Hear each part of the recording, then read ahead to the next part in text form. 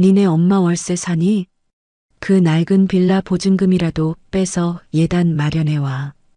예비 시어머니 최미란이 예비 며느리에게 보낸 문자 끝에는 비웃음과 조롱이 담겨 있었습니다.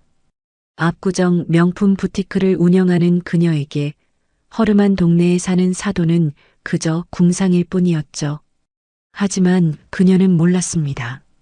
겉모습만 보고 사람을 판단했던 오만함의 대가는 상상보다 훨씬 더 잔혹할 것이라는 걸요.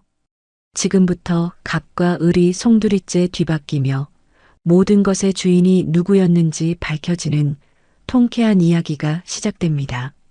오늘도 사연 끝까지 함께 해주세요. 아들의 상견례를 마치고 한남동 고급 빌라로 돌아온 최미란의 얼굴은 싸늘하게 굳어 있었습니다. 오늘따라 이 신발 왜 이렇게 불편해? 이게 얼마짜린데? 그녀는 현관문을 닫자마자 신고 있던 값비싼 하이힐을 아무렇게나 벗어 던졌습니다. 명품 핸드백은 소파 위에 던지듯 내려놓았죠. 넓디 넓은 거실을 가득 채운 최고급 가구와 예술 작품들도 그녀의 신경질적인 심기를 가라앉히지 못했습니다. 최미라는 팔짱을 단단히 낀 채 창가에 서서 방금 전 끝난 상견례를 곱씹었습니다. 유행이 한참은 지난 듯한 투피스 정장과 브랜드 로고는커녕 어디 시장에서 샀는지도 모를 낡은 가방을 들고 나온 사돈이 될 여자 박정숙. 하지만 정작 최미란의 심기를 가장 불편하게 만든 것은 따로 있었습니다. 바로 그 행색과는 도무지 어울리지 않는 몸에 밴 듯한 품이었죠. 가난하면 가난한 티가 나야 하고 없으면 없는 사람답게 주눅이 들어 있어야 하는 것이 최미란이 아는 세상의 이치인데 그 여자는 아니었습니다. 온몸을 명품으로 휘감고 최고급 외제차를 타야만 겨우 얻을 수 있는 그 자신감과 품위가 아무것도 없는 듯한 그 여자에게서는 너무나 자연스럽게 흘러나왔죠. 아, 왜 이렇게 기분이 나쁘지? 가난해 보이는 여자가 왜 이렇게 도도해? 깊은 한숨이 절로 터져나왔습니다. 얼마 후 현관 도어록 해제되는 소리가 들렸고 곧이어 문이 열렸습니다. 상견례가 성공적으로 끝났다고 믿는 아들 현수가 해맑은 얼굴로 집으로 들어왔습니다.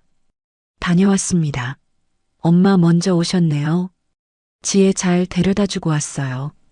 최미라는 속이 부글부글 끓었지만 재빨리 표정을 수습하고 우아한 미소를 지으며 아들을 맞았습니다. 그래, 어서 와라. 피곤하지? 운전하느라 고생했어. 최미란이 다정한 목소리로 아들의 어깨를 감싸 안으며 말했습니다. 아니에요. 하나도 안 피곤해요. 오늘 상견례 분위기 정말 좋았죠? 지혜도 엄마가 자기를 참 예뻐해 주시는 것 같다고 엄청 좋아하던데요.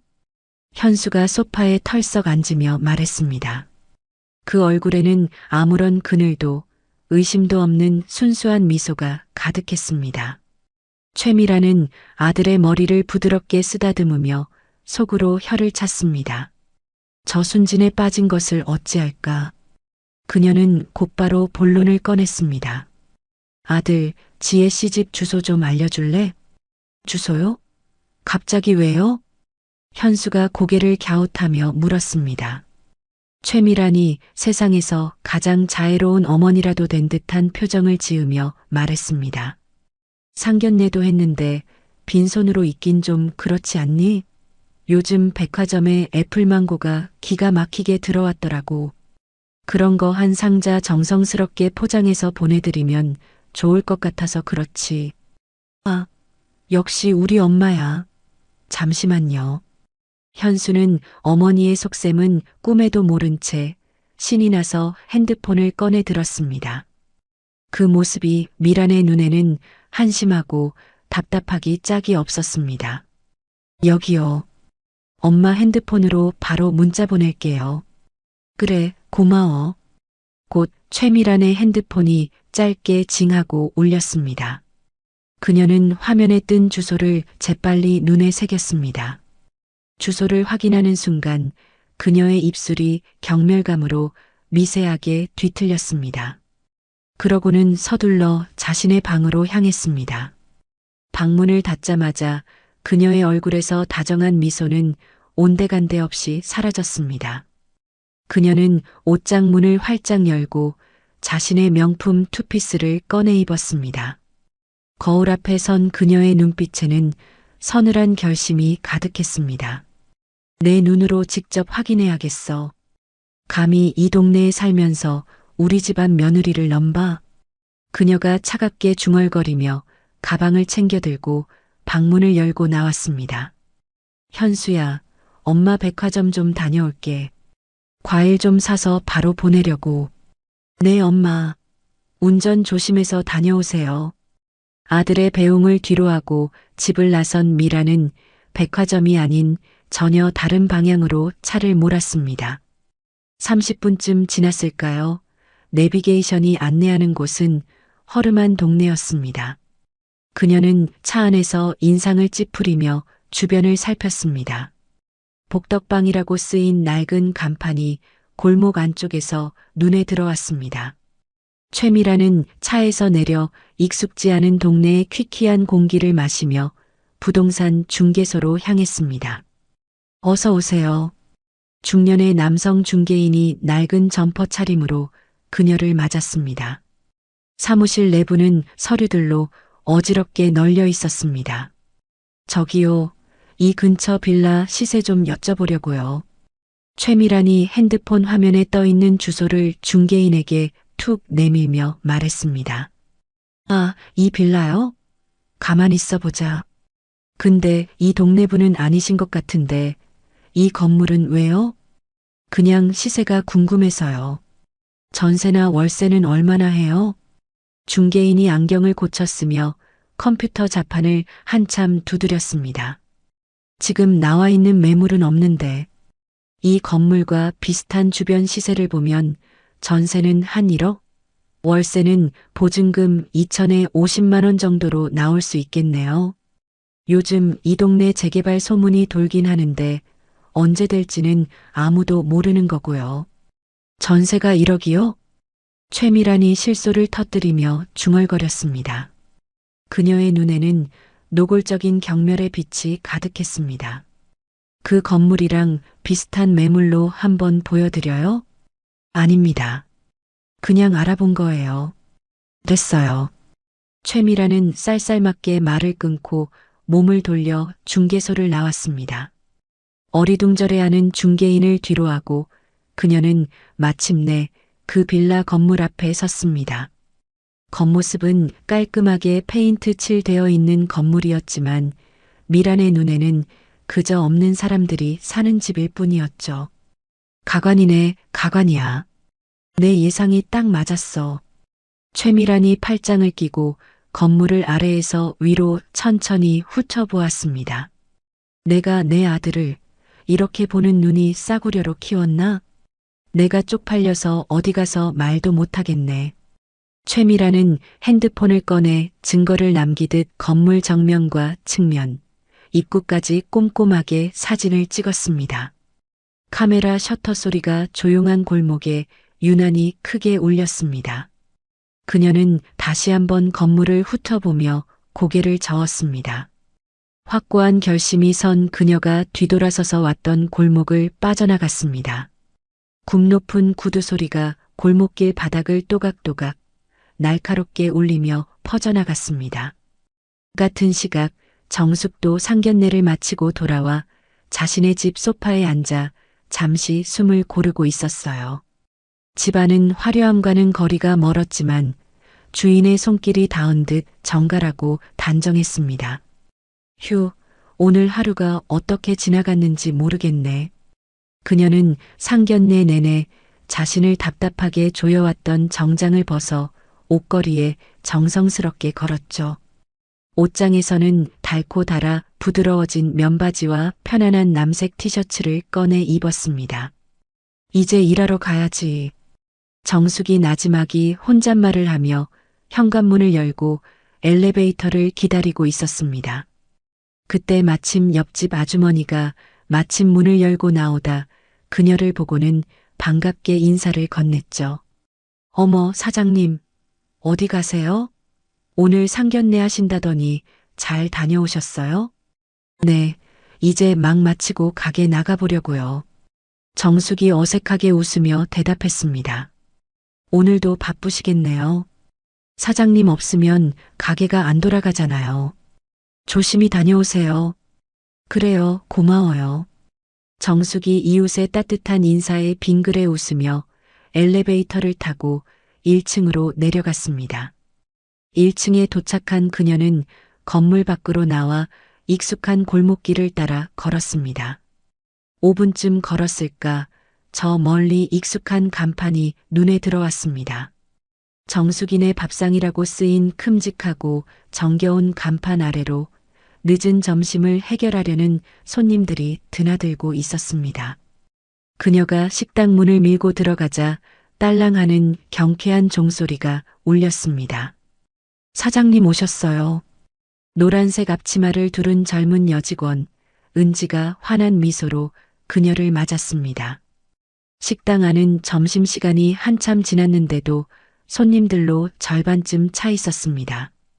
구석 테이블에서는 작업복 차림의 중년 남성들이 김치찌개를 앞에 두고 소주잔을 기울이고 있었고 창가 쪽에서는 할머니 한 분이 조용히 된장찌개를 드시고 계셨죠. 오늘 손님 많았어? 정숙이 익숙하게 자신의 전용 앞치마를 목에 걸며 물었습니다. 네, 점심때는 자리가 없어서 손님들이 줄을 섰어요. 오늘따라 된장찌개가 진짜 불티나게 팔렸어요. 사장님 레시피는 정말 최고예요. 그래, 다행이네. 저녁 장사 준비는 어떻게 돼가?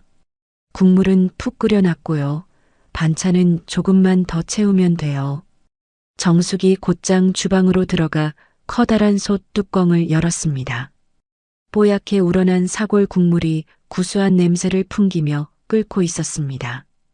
그녀는 국자로 국물을 한술 떠 맛을 보고는 천일염을 한 꼬집 더 넣어 간을 맞췄습니다. 그녀의 얼굴에 비로소 만족스러운 미소가 번졌습니다. 은지야, 깍두기 동나겠다. 무 한 통 더 썰어서 버무려놔.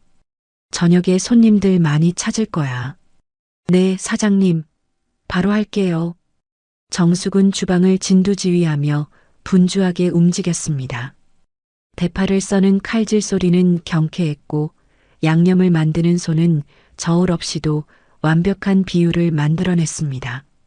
수십 년의 세월이 그녀의 손끝에 고스란히 녹아 있었어요. 시간이 흘러 해가 뉘엿뉘엿 저물기 시작했습니다. 저녁 6시가 되자 거짓말처럼 식당 문이 연달아 열리며 손님들이 밀려 들어왔습니다. 사장님, 여기 삼겹살 2인분이랑 소주 한 병요. 사장님, 오늘 국물 맛죽이네요. 밥 한 공기 추가요.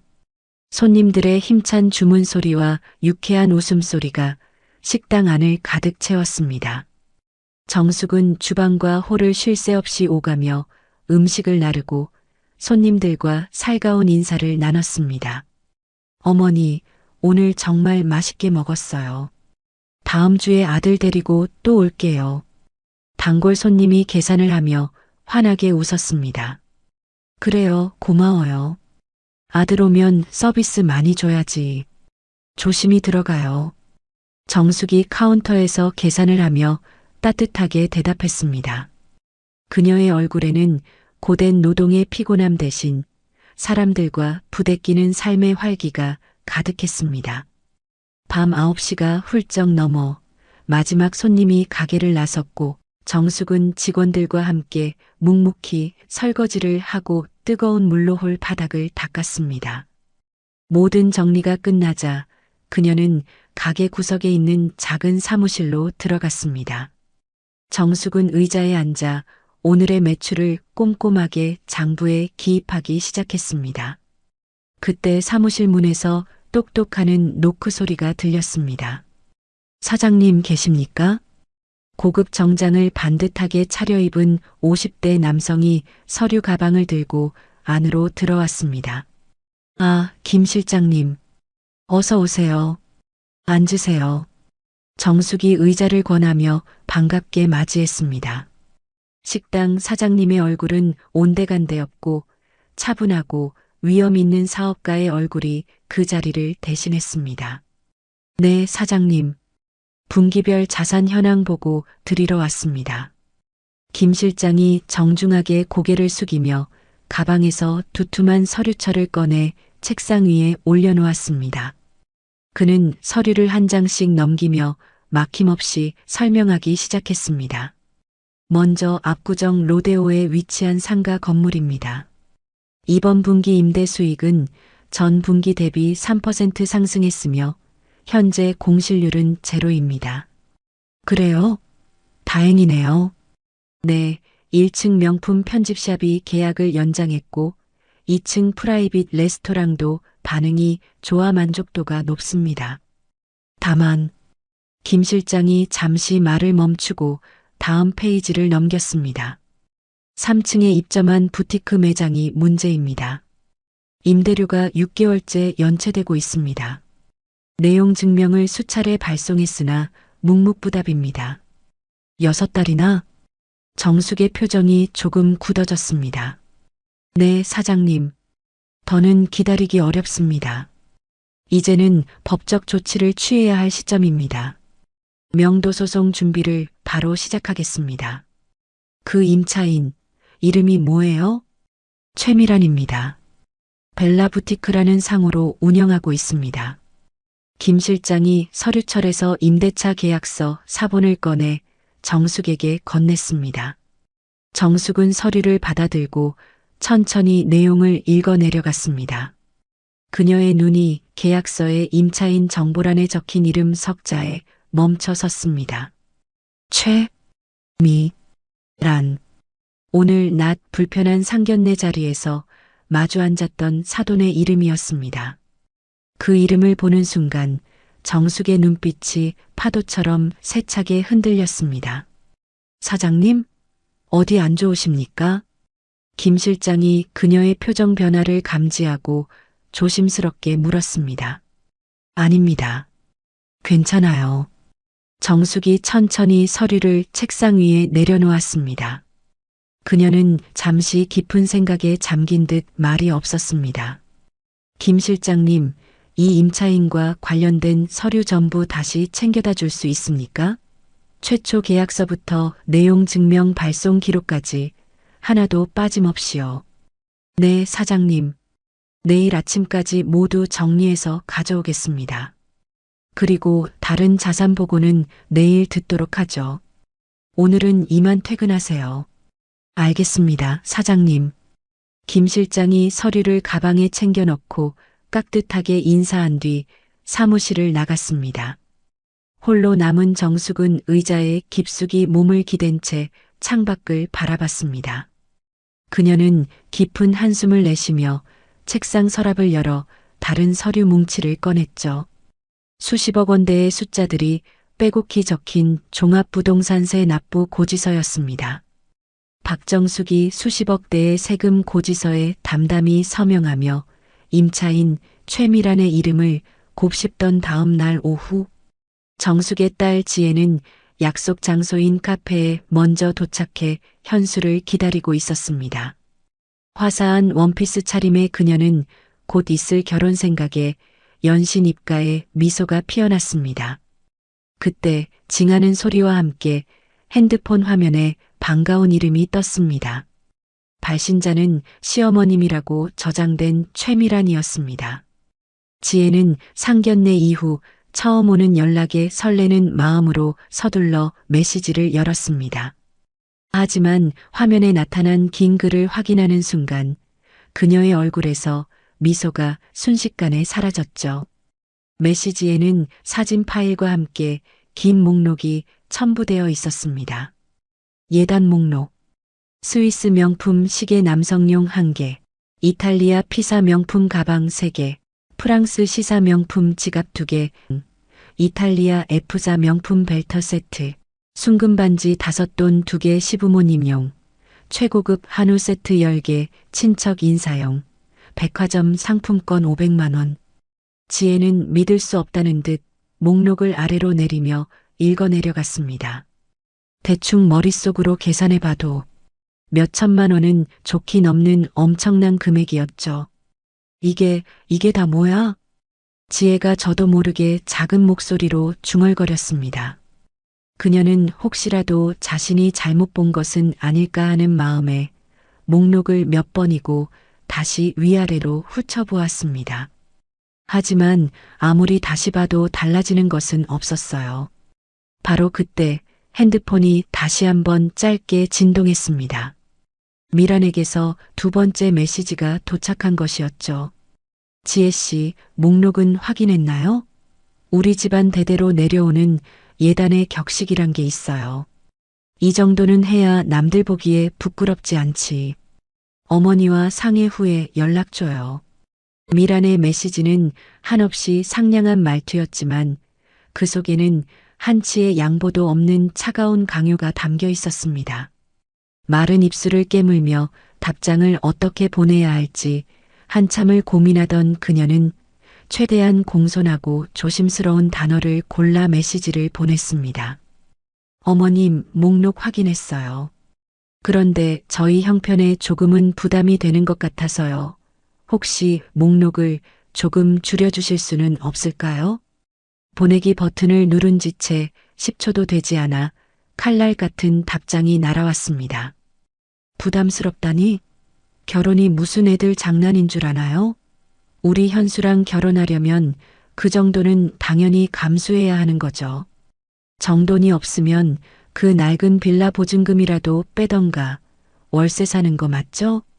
지혜의 얼굴이 새하얗게 질렸습니다. 낡은 빌라, 월세. 미란이 던진 경멸적인 단어들이 비수가 되어 심장을 꿰뚫는 듯 했습니다. 자신을 무시하는 것은 참을 수 있었지만 평생 자신을 위해 헌신해온 어머니까지 모욕하는 것은 견딜 수가 없었습니다. 어떻게 우리 집을 낡은 빌라라고. 지혜가 떨리는 목소리로 중얼거리며 핸드폰을 쥔 손에 힘을 주었습니다. 어느새 눈가에 뜨거운 눈물이 방울방울 맺히기 시작했습니다. 카페 안달은 손님들이 웅성거리는 지혜를 힐끗힐끗 쳐다봤지만 그녀의 눈에는 아무것도 보이지 않았습니다.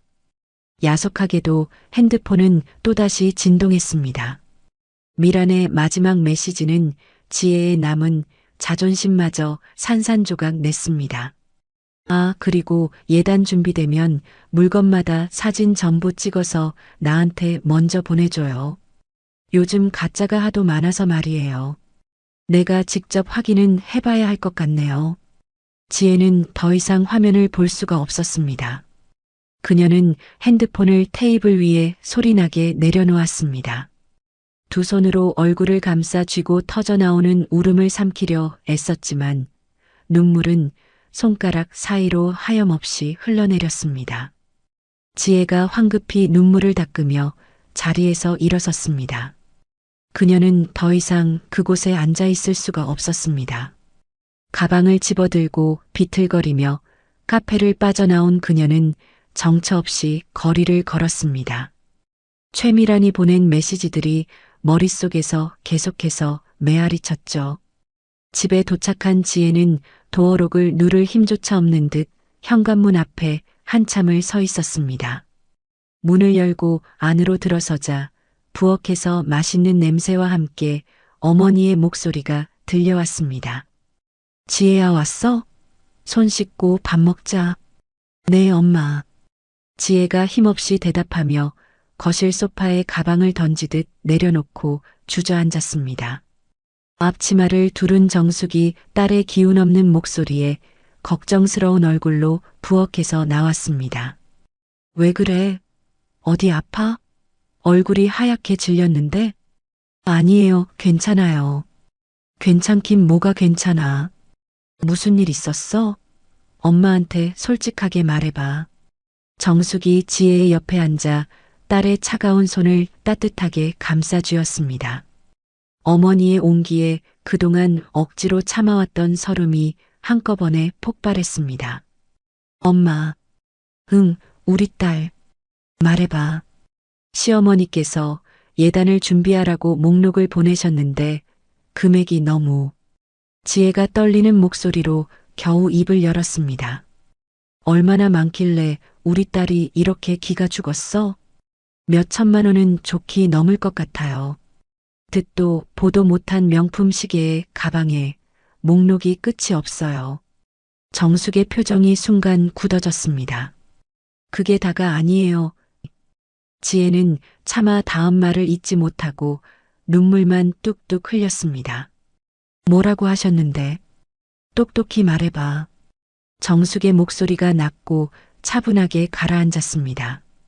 우리 사는 이 집, 이 빌라 보증금이라도 빼서 해오래요. 어차피 월세 사는 세입자 아니냐면서.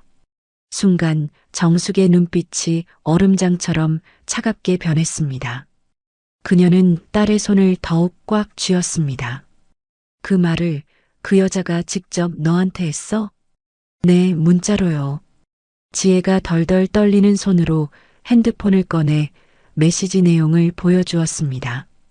정숙은 딸의 핸드폰을 받아들고 화면 속의 오만한 문장들을 천천히 하나하나 곱씹듯 읽어내려갔습니다. 모든 내용을 확인한 그녀의 입가에 싸늘한 쓴웃음이 번졌습니다. 지혜야.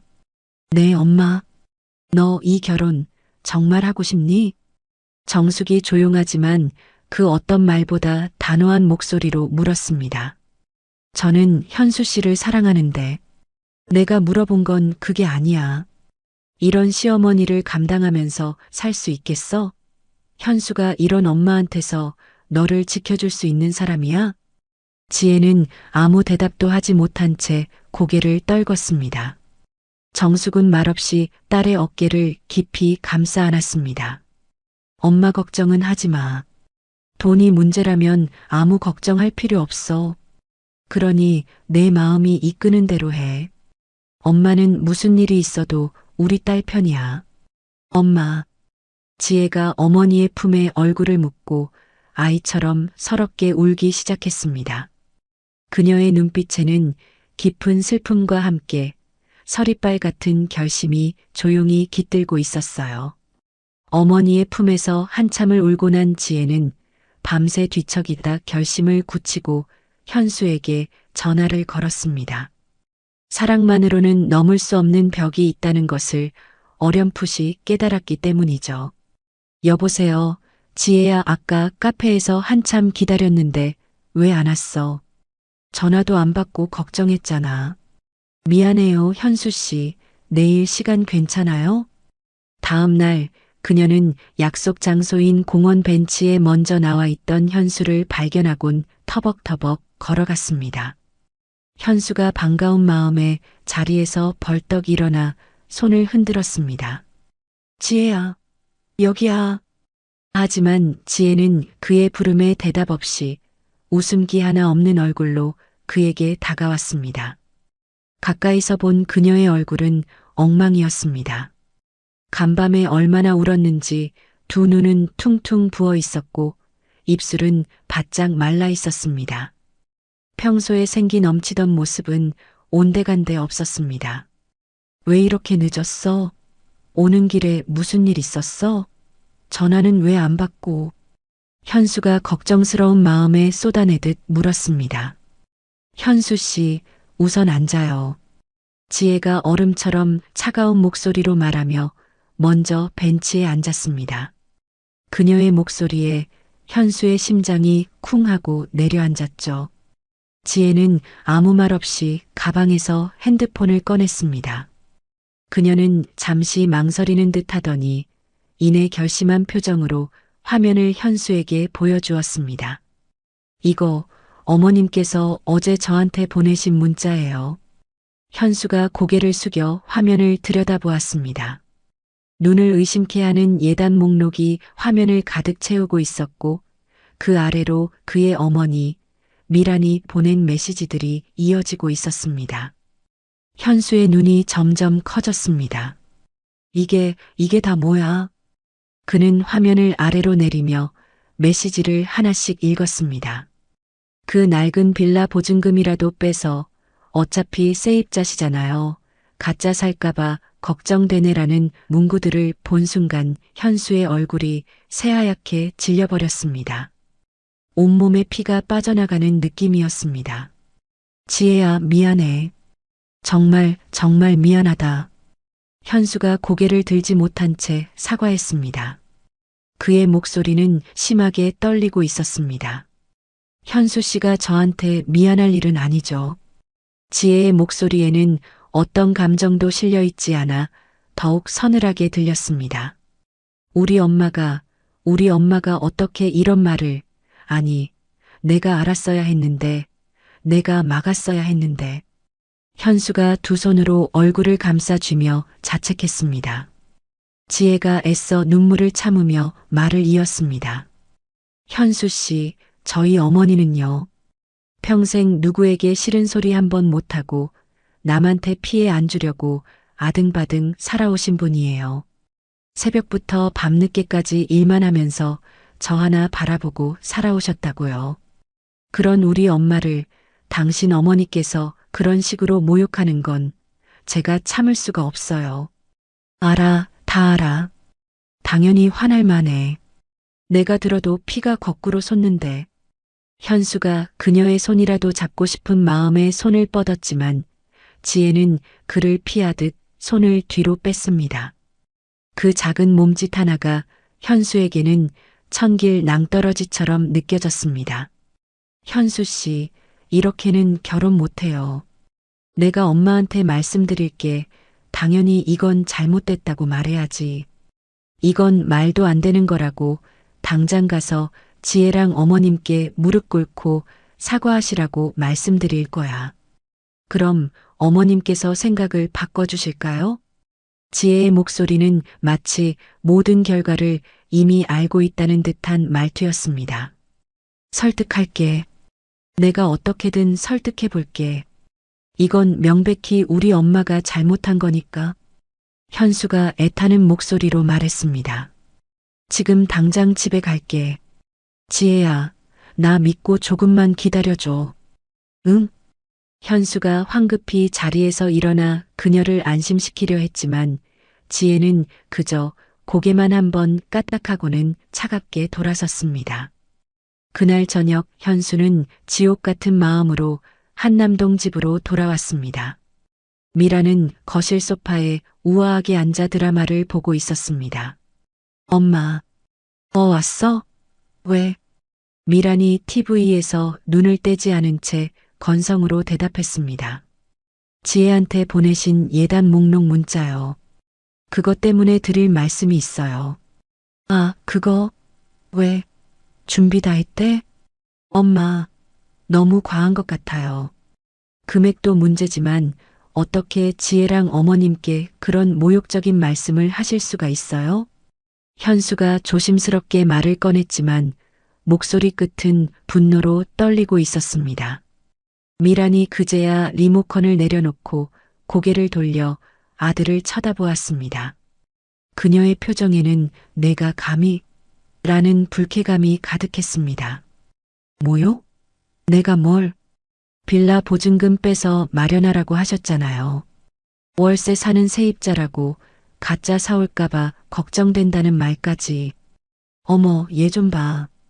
걔는 뭐 그런 걸 다 너한테 시시콜콜 얘기했니? 없는 집에 시집 오려면 그 정도 각오는 해야지. 세상 물정을 몰라도 너무 모른다. 미란이 태연하게 말했습니다. 엄마, 제발요. 사람을 어떻게 돈으로만 평가해요? 그게 말이 된다고 생각하세요? 현수의 목소리가 주체할 수 없이 높아졌습니다. 미란이 소파에서 벌떡 일어났습니다. 평가, 이현수, 너야말로 정신 차려. 결혼은 현실이야. 사랑만으로 사는 동화가 아니라고. 그 집이랑 우리 집이 어울린다고 생각해? 내 눈에는 그게 맞는 그림으로 보여. 무슨 말씀을 그렇게 하세요? 지혜는 세상 누구보다 착하고 좋은 사람이고 어머님도 제가 뵌 분 중에 가장 훌륭하신 분이에요. 훌륭해? 허름한 빌라 꼭대기층에 사는 게 훌륭한 거니? 이순진에 빠진 아들아. 내가 세상 무서운 걸 몰라서 그래. 미란이 기가 차다는 듯 코웃음을 쳤습니다. 제발 그만하세요. 그리고 당장 지혜한테 가서 사과하세요. 어머님께도요. 사과? 이 엄마가? 내가 왜 그딴 애한테 고개를 숙여야 하는데? 잘못하셨으니까요. 엄마가 100번 잘못하셨으니까요. 현수가 참지 못하고 소리쳤습니다. 그 순간 미란의 얼굴이 시뻘게 달아올랐습니다. 이현수, 내가 지금 누구한테 소리를 질러. 이 엄마가 너를 어떻게 키웠는데 고작 계집애 하나 때문에 이 어미한테 대들어? 계집애라니요.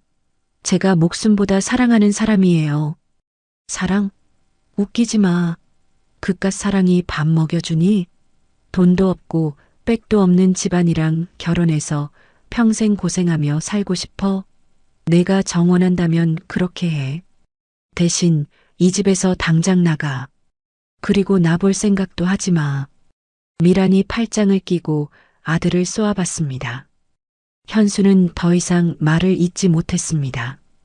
그는 분노와 절망이 뒤섞인 눈으로 어머니를 노려보다가 이내 주먹을 꽉 쥐고 자신의 방으로 향했습니다. 쾅! 문이 부서져라 닫히는 소리가 넓은 거실을 가득 울렸습니다. 미라는 다시 소파에 주저앉아 거칠게 숨을 몰아쉬었습니다. 그녀의 손이 분노로 미세하게 떨리고 있었습니다. 사흘 후 현수는 다시 지혜를 만났습니다.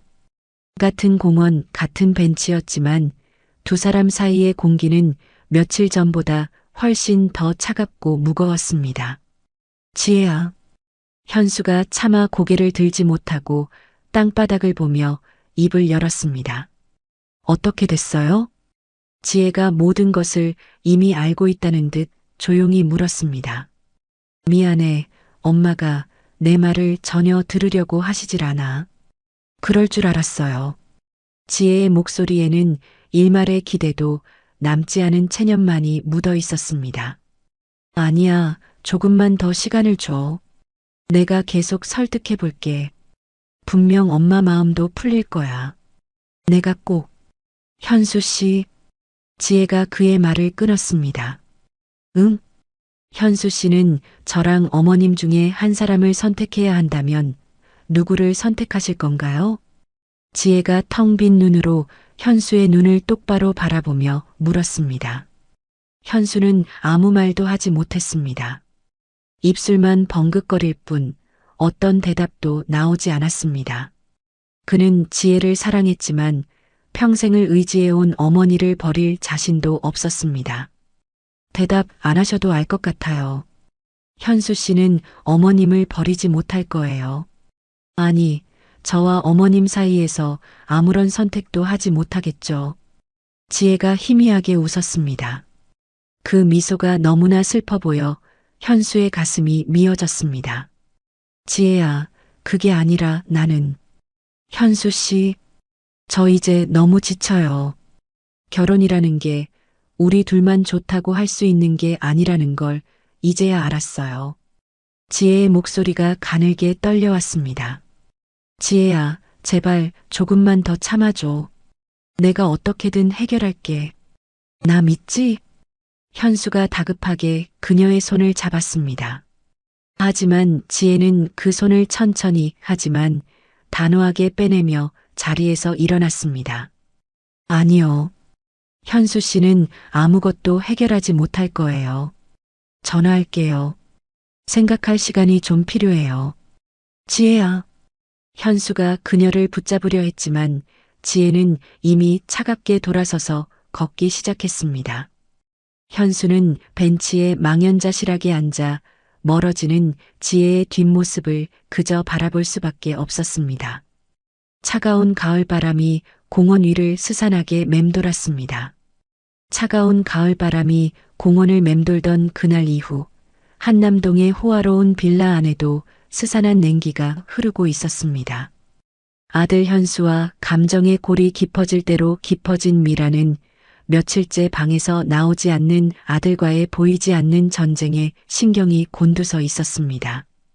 그녀는 무료하게 거실 소파에 앉아 의미 없이 핸드폰 화면만 넘기고 있었습니다. 자신의 고고한 세상이 아들 때문에 흔들리는 것 같아 불쾌하기 짝이 없었죠. 바로 그때 딩동하는 소리가 정적을 깨며 날카롭게 울렸습니다. 예정에 없던 방문객이었습니다.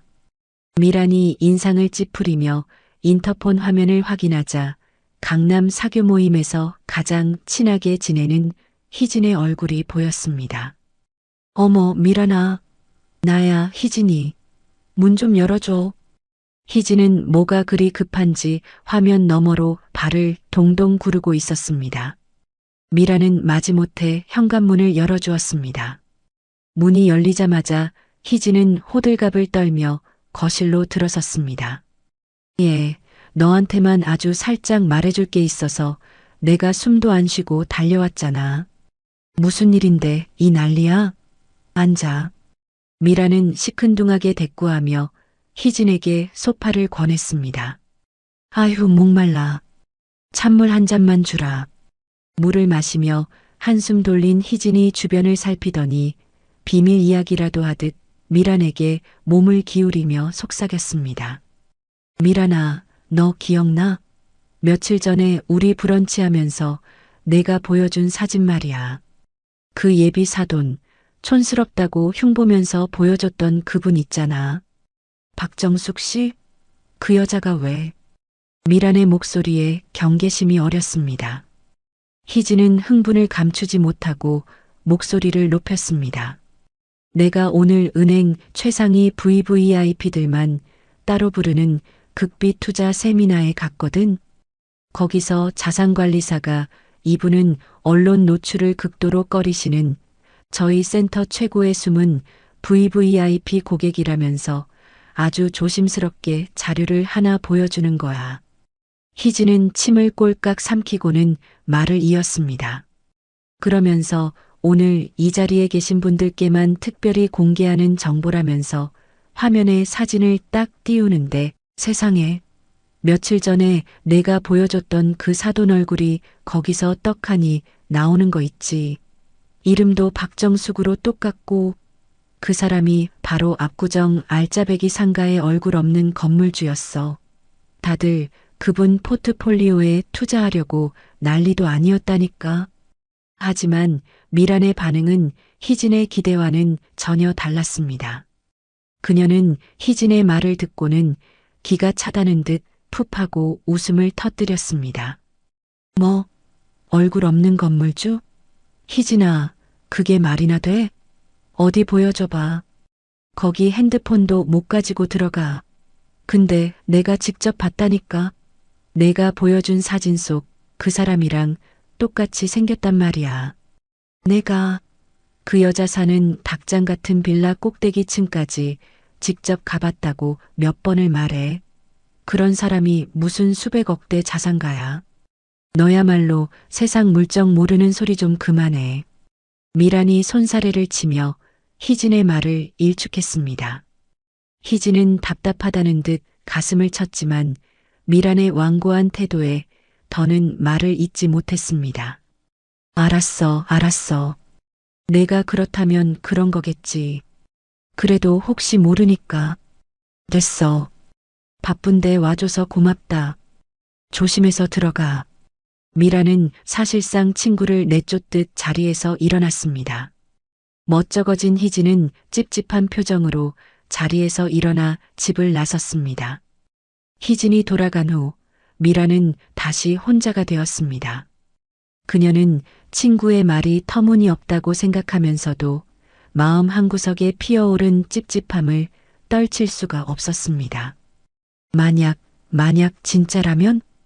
그녀는 자신의 의심을 확인하고 싶었습니다. 아니, 자신의 생각이 맞다는 것을 증명하고 싶었습니다. 미라는 곧장 핸드폰을 집어들어 인터넷 등기소에 접속했습니다. 공인인증서로 로그인한 그녀는 한치의 망설임도 없이 정숙의 빌라 주소를 입력했습니다. 내 눈으로 직접 확인하면 그만이지. 잠시 후 화면에 해당 건물의 등기부등본이 나타났습니다. 미라는 침을 삼키며 화면을 천천히 훑어 내려갔습니다. 그리고 소유자 정보란에 적힌 이름을 확인하는 순간 그녀의 호흡이 멎었습니다. 소유자 박정숙 단독 소유. 말도 안 돼. 미란의 입에서 탄식이 흘러나왔습니다. 아무리 눈을 비비고 다시 봐도 건물 전체의 소유주는 분명 박정숙이었습니다. 충격으로 잠시 멍하니 화면을 바라보던 그녀의 얼굴에 이내 경멸적인 미소가 떠올랐습니다. 아, 건물주는 맞네. 근데 고작 이런 다 쓰러져가는 빌라 하나? 이게 전 재산이겠지. 그녀는 순식간에 상황을 자신에게 유리하게 비틀어 해석했습니다. 어디 보자. 전세금이 1억 초반이었으니까 건물 전체 가격도 기껏해야 10몇 억이겠네. 안 봐도 비디오지. 은행 대출 잔뜩 끼고 그 이자 갚으려고 저기 꼭대기층에 직접 사는 불쌍한 신세일 거야. 쯧쯧, 가난한 건물주라니 꼴불견이 따로 없네. 미라는 자신의 완벽한 추리에 만족하며 의기양양하게 자리에서 일어났습니다. 바로 그때 현수의 방문이 벌컥 열렸습니다. 며칠 만에 방에서 나온 현수가 무표정한 얼굴로 현관으로 향했습니다. 현수야, 어디 가니? 미란이 아무 일도 없었다는 듯 밝게 물었습니다. 나갑니다. 엄마랑 얘기 좀 해. 내가 그 박정숙 씨에 대해서 확실하게 알아봤어. 건물 주기는 하더라. 근데 말이야. 엄마, 제발 그만하세요. 현수가 문손잡이를 잡으며 말을 끊었습니다. 내 말 들어. 고작 그 낡은 빌라 하나 가진 게 전부라고. 그것도 대출이 잔뜩 끼어 있을 게 뻔하고. 우리 집안이랑은 격이 달라. 미란이 소리쳤습니다. 현수는 그런 어머니의 모습에 허탈한 웃음을 터뜨렸습니다. 엄마는 평생 그렇게 사세요. 사람을 돈으로만 재단하고 자기 생각에 갇혀서. 뭐, 이해가 지금. 현수는 더는 대꾸하지 않고 문을 열고 나가버렸습니다. 쿵 하는 소리와 함께 문이 닫히고 미라는 굳은 얼굴로 현관문을 노려봤습니다. 그녀는 다시 소파에 주저앉아 핸드폰을 집어들었습니다.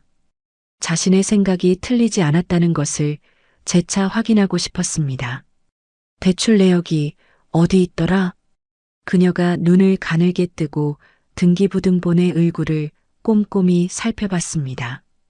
담보대출 기록이 있어야 할 칸은 먼지 하나 없이 깨끗했습니다.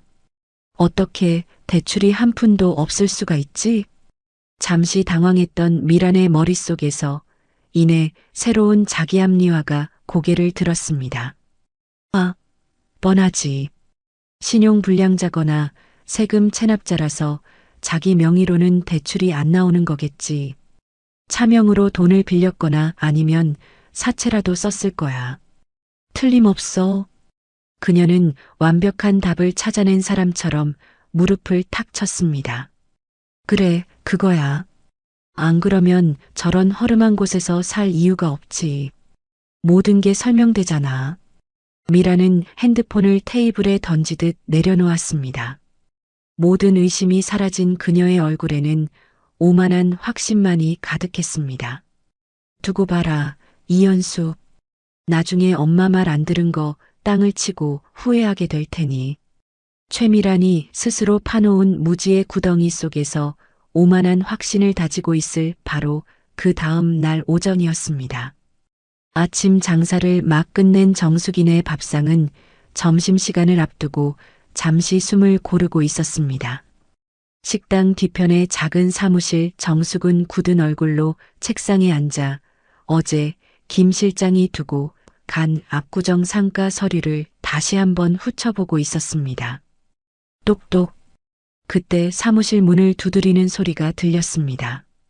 사장님, 저 김 실장입니다. 문 밖에서 들려오는 차분한 목소리에 정숙이 서류에서 눈을 떼었습니다. 들어오세요. 문이 열리고 서류 가방과 함께 최신형 태블릿 PC를 든 김 실장이 사무실로 들어왔습니다. 그는 정중하게 고개를 숙여 인사하고 정숙의 맞은편 의자에 앉았습니다.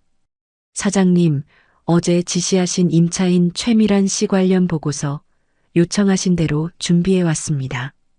김 실장은 두툼한 서류철과 함께 태블릿 PC를 책상 위에 올려놓고 전원을 켰습니다. 서류와 함께 사장님의 이해를 돕기 위한 영상 자료를 별도로 준비했습니다. 영상 자료? 정숙의 눈썹이 살짝 올라갔습니다. 네. 100마디 말보다 한번 보시는 것이 나을 거라 판단했습니다. 김 실장이 태블릿 화면을 정숙 쪽으로 돌렸습니다. 화면에는 임차인 최미란 관련 종합보고 영상이라는 제목이 떠 있었습니다. 이 영상은 어제 최미란 씨 매장 앞 찍은 동영상입니다. 관리인이 월세 때문에 방문한 장면입니다. 그가 재생 버튼을 누르자 영상이 재생되기 시작했습니다. 사모님 약속하신 날짜가 벌써 일주일이나 지났습니다. 이러시면 저도 곤란합니다. 아니, 지금 제가 돈 떼먹을 사람으로 보이세요? 제가 VIP 고객들 상대하느라 정신이 없어서 잠깐 깜빡한 거 가지고 뭘 여기까지 찾아와요? 알아서 보내준다니까. 벌써 6개월이나 월세가 밀렸습니다. 다음 달까지 해결이 안 되면 저희도 어쩔 수 없어요. 알았다고요. 곧 처리해 준다니까 왜 이렇게 사람을 못 믿으세요? 영상 속 최미라는 여전히 오만했지만 그 표정에는 불안함과 조급함이 역력했습니다. 그 영상을 본 정숙은 아무 표정 없이 얼음 같은 눈으로 화면을 바라보고 있었습니다. 김 실장이 화면을 정지시키며 입을 열었습니다. 다음 영상은 보고서 내용과 같습니다. 현재 거주 중인 한남동 빌라는 보증금 3억, 월세 1,500만 원의 렌트이며 이마저도 2달째 연체 중인 것으로 확인됩니다. 김 실장이 다시 태블릿을 조작했습니다. 다음은 임차인의 신용 상태입니다. 신용정보사 조회 결과 신용등급은 최하위 수준입니다. 제2금융권과 대부업체 등 여러 곳에서 한도를 초과하여 대출을 받은 기록이 있으며 사실상 신용불량 상태에 가깝습니다. 남편의 사업 부도 이후 겉으로 보이는 화려한 삶은 모두 빚으로 유지해온 것으로 보입니다. 모든 보고가 끝났습니다. 김 실장은 태블릿을 끄고 정숙의 결정을 기다렸습니다. 사무실 안에는 무거운 침묵만이 흘렀습니다. 사장님, 김 실장이 조심스럽게 입을 열었습니다. 모든 증거는 차고 넘칩니다. 즉시 명도소송 절차에 착수하여 강제 집행을 준비하도록 지시하시겠습니까? 김 실장이 보고를 마치며 물었습니다. 그것은 당연하고 합리적인 절차였습니다. 정숙이 천천히 고개를 들었습니다. 그녀의 눈빛은 이전보다 훨씬 더 깊고 차가워져 있었습니다. 아니요. 네.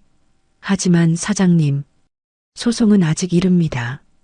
정숙이 김 실장의 말을 단호하게 끊었습니다. 그녀의 목소리에는 서리빨 같은 냉기가 흘렀습니다. 일단 법무팀 명의로 내용 증명을 보내세요. 오늘 날짜로. 내용 증명이라면 이미 3차례 보내지 않았습니까? 이번엔 다릅니다. 정숙이 책상을 손가락으로 가볍게 두드리며 말했습니다. 통지서 내용은 이렇게 하세요. 연체된 임대료 전액 일주일. 단 일주일의 시간을 준다. 그 안에 해결하지 못하면 그땐 가차 없을 거라고. 정확하게 명시해서 보내세요. 김 실장은 사장의 단호한 지시에 잠시 놀랐지만 이내 표정을 가다듬고 고개를 숙였습니다. 네, 사장님. 말씀하신 대로 즉시 처리하겠습니다. 김 실장이 깍듯하게 인사하고 나가자 사무실에는 다시 정적이 흘렀습니다. 정숙은 자신의 가장 날카로운 칼이 될 보고서를 서랍 깊숙이 넣고 단단히 잠갔죠. 자리에서 일어나 앞치마를 고쳐 메고는 문을 열고 나가자 점심 손님을 맞이하는 직원들의 활기찬 목소리가 그녀를 반겼습니다. 다음 날 오전 최미라는 손님 하나 없이 텅 빈 압구정 부티크 벨라 안에서 마른 걸레로 진열대를 닦고 있었습니다. 화려한 명품 옷들이 즐비하게 걸려 있었지만 가게 안에는 활기 대신 무거운 침체감만이 가득했죠. 오전 내내 문을 열고 들어온 사람은 단 한 명도 없었습니다. 띵동. 그때 죽은 듯 고요하던 가게의 문이 경쾌한 소리와 함께 열렸습니다. 미란이 화색이 돌며 고개를 들었습니다. 어서 오세. 하지만 들어온 사람은 VVIP 고객이 아니었습니다. 파란색 옷을 입은 우체부가 두툼한 서류 봉투 하나를 들고 서 있었습니다. 최미란 씨 본인 맞으신가요? 네, 그런데요. 미란이 귀찮다는 듯이 대답했습니다. 법원에서 온 내용 증명 우편입니다. 여기 서명 좀 부탁드립니다. 법원이라는 단어에 미란의 얼굴이 딱딱하게 굳었습니다. 그녀는 떨리는 손으로 전자 서명 패드 위에 자신의 이름을 겨우 적고 빳빳한 대봉투를 건네받았습니다. 봉투 표면에는 붉은색 글씨로 내용 증명이라고 선명하게 찍혀 있었습니다. 감사합니다. 수고하세요. 우체부가 나가고 가게 문이 다시 닫혔습니다. 미라는 마치 뜨거운 불쏘시개를 쥔 사람처럼 봉투를 들고 가게 안쪽의 작은 사무실로 향했습니다. 그녀는 의자에 주저앉아 심호흡을 한 번 한 뒤 조심스럽게 봉투를 뜯었습니다. 부동산 명도, 요구 및 임대차 계약 해지 최종 통지서. 서류의 제목을 본 순간 미란의 세상이 멈추는 듯 했습니다. 그녀는 떨리는 눈으로 서류를 펼쳐 읽기 시작했습니다. 임차인 최미란 귀하. 6개월간 연체된 임대료. 총 3천만 원을 7일 이내에 완납하십시오. 기한 내 이행되지 않을 경우 본 임대차 계약은 즉시 해지되며 명도 소송 및 강제 집행에 착수할 것임을 최종 통보합니다. 서류가 힘없이 그녀의 손에서 미끄러져 책상 위로 떨어졌습니다. 미라는 두 손으로 얼굴을 감쌌습니다. 7일? 안 돼. 쫓겨날 수는 없어. 그녀가 미친 사람처럼 중얼거리며 핸드폰을 집어들었습니다. 그녀는 다급하게 건물관리사무소 번호를 찾아 전화를 걸었습니다. 여보세요. 거기 압구정 상가 관리하시는 곳 맞죠? 네, 맞습니다. 무엇을 도와드릴까요? 저 3층에서 벨라 운영하는 최미란인데요. 방금 내용 증명이라는 걸 받았는데 이게 무슨 말이에요? 아, 최미란 사장님. 네, 저희 쪽에서 발송한 것이 맞습니다. 상대방의 목소리는 기계처럼 차갑고 사무적이었습니다. 아니, 그래도 그렇지. 어떻게 사람한테 말 한마디 없이 이런 걸 보내요? 제가 사정이 좀 어려워서 그러는데 조금만 더 시간을 주실 수 없을까요? 사장님, 이미 6개월이라는 충분한 시간을 드렸습니다. 규정상 더 이상의 유예는 어렵습니다. 일주일은 너무하잖아요. 한 달만, 아니 제발 보름만이라도 시간을 더 주시면 어떻게든. 미란의 목소리가 점점 애절하게 변해갔습니다. 자존심도 뭣도 없었습니다. 죄송합니다만 저희는 임대인의 대리인일 뿐입니다. 정해진 규정상 불가능합니다. 제발요. 저 이 가게 문 닫으면 길바닥에 나앉아요. 저더러 죽으라는 거예요? 미란이 절박하게 소리쳤습니다. 3천만 원. 그 돈을 제가 지금 일주일 안에 어디서 구하냐고요. 그 부분은 저희가 관여할 문제가 아닙니다. 그럼 기한 내에 꼭 납부하시기 바랍니다. 딸깍. 상대방은 일말의 여지도 주지 않고 전화를 끊어버렸습니다. 미란이 허탈하게 핸드폰을 책상 위로 내던졌습니다. 3천만 원, 그녀는 의자에 깊숙이 몸을 파묻고 멍하니 천장만 올려다봤습니다. 정신을 차린 그녀가 벌떡 일어나 자신의 명품 가방을 뒤지기 시작했습니다. 지갑에 든 카드와 여러 개의 통장을 꺼내 잔액을 확인했습니다. 가장 많이 쓰던 주거래 통장에는 187만 원이 찍혀 있었습니다. 다른 통장들의 잔액을 모두 긁어 모아도 300만 원이 채 되지 않았습니다. 미라는 마지막 희망을 걸고 은행 앱을 열어 신용대출 가능 금액을 조회했습니다. 잠시 후 화면에 뜬 붉은색 글씨가 그녀의 마지막 희망마저 짓밟았습니다. 대출 가능 금액 0원. 사유 고객님은 현재 신용등급 미달 및 과다 채무로 인해 대출 신청이 불가능합니다. 진짜 미쳐버리겠네. 미란이 핸드폰을 떨어뜨리고 책상에 머리를 감싸쥐었습니다. 이제 남은 방법은 하나뿐이었습니다. 그녀는 떨리는 손으로 연락처를 뒤져 평소 친하게 지내던 강남의 지인들에게 전화를 걸기 시작했습니다. 여보세요? 희진아, 나 미란인데. 미란아. 웬일이야? 저기, 정말 미안한데 내가 지금 급전이 좀 필요해서 3천만 원만 빌려줄 수 있을까? 전화기 넘어가 순간 조용해졌습니다. 갑자기 무슨 일인데? 너 무슨 일 있어? 나중에 다 설명할게. 내가 일주일 안에 무조건 갚을게. 제발 좀 도와줘, 응? 미란아, 정말 미안한데. 나도 얼마 전에 아들 유학비로 큰 돈이 나가서 지금은 여유가 없네. 알았어, 미안하다. 미라는 전화를 끊고 다음 번호를 눌렀습니다. 하지만 돌아오는 대답은 모두 비슷했습니다. 어머, 미란 씨. 나도 지금 남편 사업 때문에 힘들어. 갑자기 그렇게 큰 돈은 좀 곤란한데. 다음에 여유 생기면 내가 먼저 연락할게. 5통의 전화가 모두 거절로 끝났을 때 미라는 핸드폰을 책상에 던져버렸습니다. 이것들이 내가 잘 나갈 땐 그렇게 붙어 다니더니 다들 나한테 등을 돌리네. 그녀의 입가에 자조적인 쓴웃음이 걸렸습니다. 미라는 넋나간 사람처럼 사무실 밖으로 나와 가게 안을 둘러보았습니다.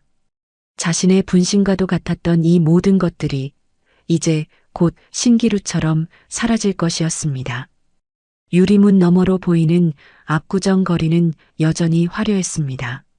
최신 명품백을 든 여자들이 웃고 떠들며 지나갔고 번쩍이는 외제차들이 미끄러지듯 거리를 누볐습니다. 바로 어제까지 자신이 속해 있다고 믿었던 세상이었습니다. 내가 여기서 쫓겨난다고?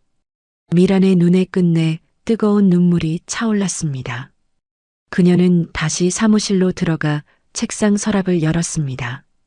수백 장의 명함이 담긴 상자를 꺼냈지만 누구에게도 손을 내밀 용기가 나지 않았습니다.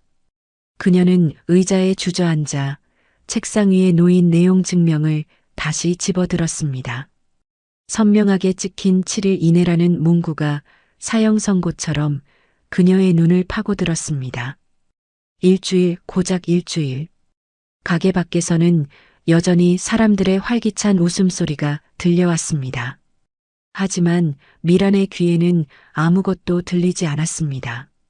자신의 마지막 자존심이었던 부티크에서 쫓기듯 빠져나온 최미란에게 한남동의 호화로운 빌라는 마지막 남은 피난처였습니다. 물론 그 피난처의 월세마저 2달이나 밀려있다는 불편한 진실을 애써 외면하고 있었지만 적어도 이 문 안에서는 아직 자신이 세상의 주인인 것만 같았죠. 미라는 거실 소파에 영혼이 빠져나간 사람처럼 축 늘어져 앉아 있었습니다. 밤새 울었는지 눈두덩은 퉁퉁 부어오르고 핏발이 선 눈은 퀭했습니다. 고급스러운 대리석 테이블 위에는 은행에서 온 대출 상환 독촉장들과 그녀의 파멸을 예고하는 내용 증명서가 어지럽게 널려 있었습니다. 그때 현관문이 열리는 소리가 들렸습니다. 남편 이종훈이 지친 어깨를 축 늘어뜨린 채 집 안으로 들어왔습니다. 당신 왔어? 미란이 모기만 한 목소리로 말했습니다. 응. 종우는 구두를 벗으며 짧게 대답했습니다. 그의 얼굴에는 지난 몇 달간의 고뇌가 깊은 그늘을 만들어 놓고 있었습니다. 그는 거실로 들어와 차마 아내의 얼굴을 마주보지 못하고 소파 맞은편에 힘없이 주저앉았습니다. 당신, 나랑 얘기 좀 해. 미란이 떨리는 손으로 테이블 위에 내용 증명을 집어들었습니다. 이게 뭔데 그래? 종훈이 마지못해 서류를 받아들고 읽기 시작했습니다.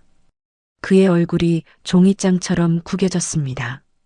가게 임대료가 6달이나 밀렸어. 총 3천만 원. 일주일 안에 전부 내야 한대. 안 그러면 우리 쫓겨난대. 미란의 목소리가 처절하게 떨렸습니다. 3천만 원? 종훈이 서류를 내려놓으며 땅이 꺼져라 한숨을 쉬었습니다. 당신 어떻게 좀 해봐. 제발 돈 좀 구해줘. 여보. 응? 왜 말을 못해? 빨리 대답 좀 해보라고. 은행에서 대출을 더 받든지 아니면 당신 친구들한테라도 빌리든지 뭐라도 해봐야 할 거 아니야. 미란이 절박하게 남편을 다그쳤습니다. 종우는 아무 대답 없이 두 손으로 얼굴을 감쌌습니다. 그의 어깨가 미세하게 떨리고 있었습니다. 당신 왜 그래? 무슨 일 있는 거야? 왜 아무 말이 없어? 미란의 목소리가 불안감에 휩싸여 날카롭게 떨렸습니다. 미란아, 나도 당신한테 할 말이 있어. 종훈이 천천히 고개를 들었습니다. 그의 눈가는 붉게 충혈되어 있었습니다. 무슨 말인데 그래? 우리 회사 부도 났어. 뭐? 미란이 방금 무슨 말을 들었냐는 듯 벌떡 일어났습니다. 3달 전에 최종 부도 처리됐어. 당신한테 지금까지 숨기고 있었어. 종훈이 고개를 푹 숙인 채 개미만 한 목소리로 말했습니다. 석 달 전이라고? 미란의 목소리가 쇠 긁는 소리처럼 날카롭게 갈라졌습니다. 미안해. 당신한테 차마 말할 용기가 없었어. 그럼 당신 지금까지 뭐하고 다닌 거야? 매일 아침 회사 간다고 양복 챙겨 입고 나간 건 전부 거짓말이었어? 이곳저곳 투자자들 만나러 다니면서 돈 구하려고 발버둥 쳤어. 근데 안 돼. 아무도 돈을 안 빌려줘. 종훈의 목소리가 점점 작아지며 끝내 울먹임으로 변했습니다.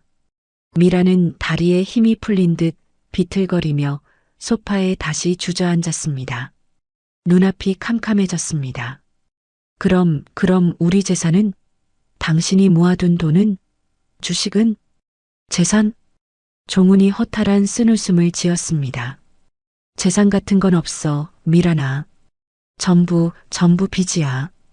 은행 대출에 사채까지 끌어다 썼어. 전부 합치면 10억은 넘을 거야. 10억? 10억이라고. 미란의 얼굴에서 핏기가 완전히 가셨습니다. 우리 곧 이 집에서 쫓겨나게 생겼다고. 쫓겨나? 우리가 이 집에서? 미란이 눈에 보이는 쿠션을 집어 남편에게 미친 듯이 던졌습니다. 당신이 언제나 큰 소리 쳤잖아. 사업은 걱정 말라고. 당신만 믿으라고 했잖아. 나도 할 만큼 했어. 나 쪽팔려서 이제 어떻게 살아? 미란이 가슴을 치며 울부짖었습니다. 그녀는 소파에서 일어나 비틀거리며 자신의 방으로 뛰어갔습니다. 쾅! 하는 소리와 함께 방문이 닫혔습니다. 안 돼. 이건 꿈이야. 이럴 수가 없어. 그녀는 침대에 얼굴을 묻고 몸부림치며 흐느꼈습니다. 한참을 울던 미라는 벌떡 일어나 화장대 서랍을 미친 듯이 뒤지기 시작했습니다. 그녀는 서랍 깊숙한 곳에 숨겨두었던 비상금 통장들을 꺼냈습니다.